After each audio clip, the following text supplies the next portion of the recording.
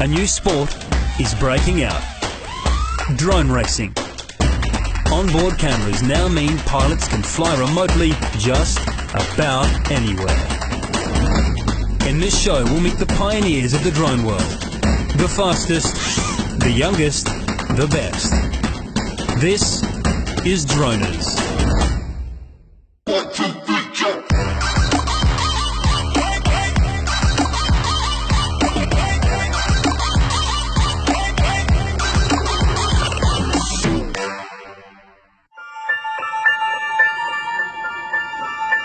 In major cities, legal spots to fly drones are few and far between.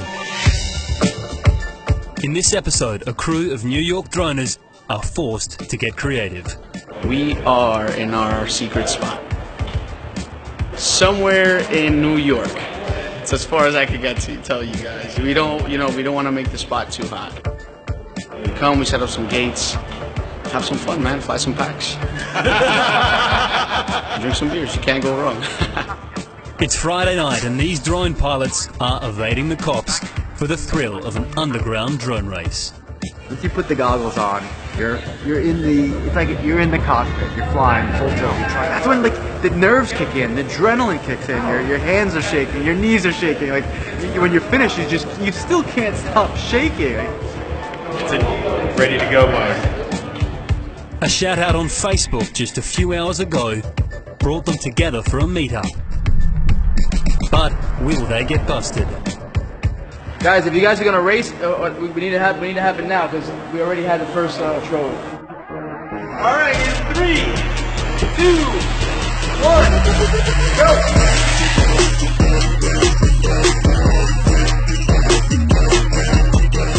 go! In New York State, no-fly zones rule out drones within 5 miles of any airport, and all drones over half a pound must be registered with the FAA.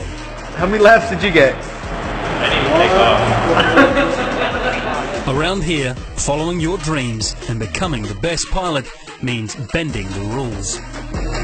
We have to wait till after hours to find locations that we're not gonna be harassed. So we kind of have to set up quickly, get a couple laps in, and hope that we could actually stay for a while.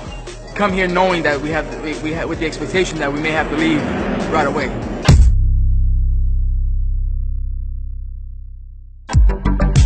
Ramon Torres is the founder of the Westchester FPV Racing Club. Well, I'm hoping to get some flying in today. Looking to burn some packs. Ever since drones took over his life 2 years ago, he's been fighting for a legal spot in the Bronx for his club to fly.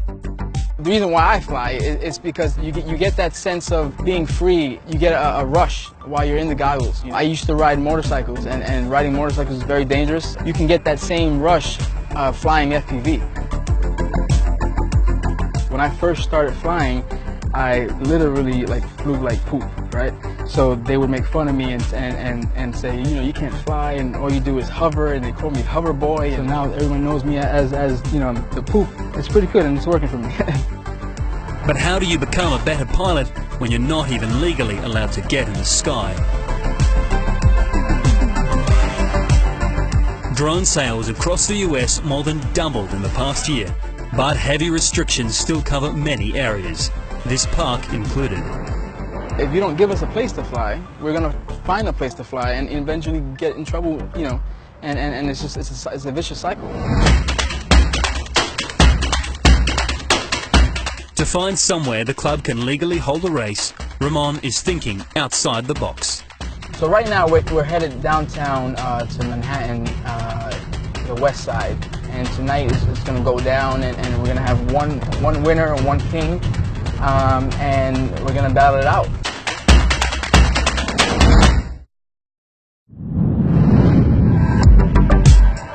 In Manhattan, Ramon Torres has arrived at the venue of tonight's drone race, a Mexican restaurant. What's up, bro? What's up? Good, man. What's going on? Good. Ready to fly? Yeah, man, ready to fly. We're looking good. So you're thinking that they're going to take the curve through here? Then back up across the room.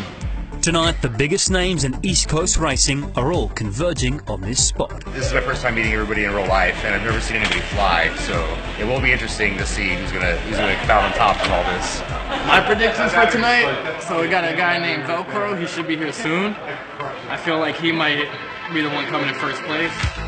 Softly spoken in real life, Velcro is known as a menace on the track. It's gonna be fun. It's gonna be, I see a lot of fast guys here, so we're gonna be battling it out. This one, this one, this one, this way, this way, this way. FPV to the death. Velcro flew his first drone just 8 months ago. Known as a tiny whoop, they're the smallest class of drones and perfect for an indoor event. Tiny whoops is what I fly almost every day. When I really got into it, I used to fly about 15 to 20 packs every single day. I'll take it with me everywhere I go. I see a nice little building, I'll try to dive it. See a nice little obstacle course, fly through it. The dining tables are all busy and the pilots are ready to race.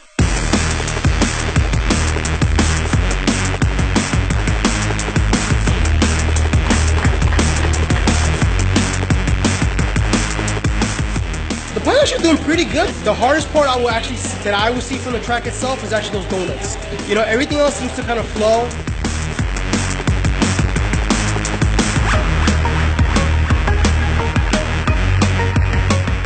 It's like you're in a car and a roller coaster.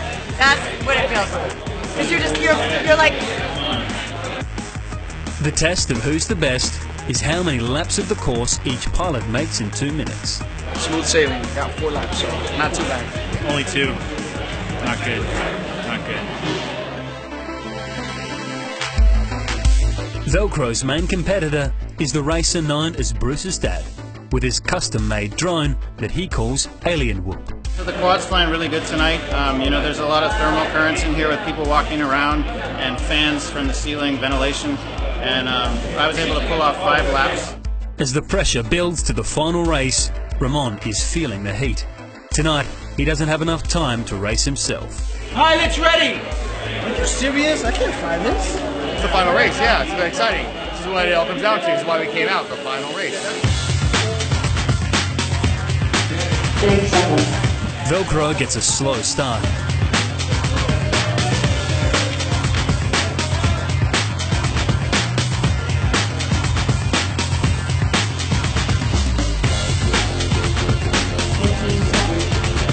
But then Bruce's dad goes down.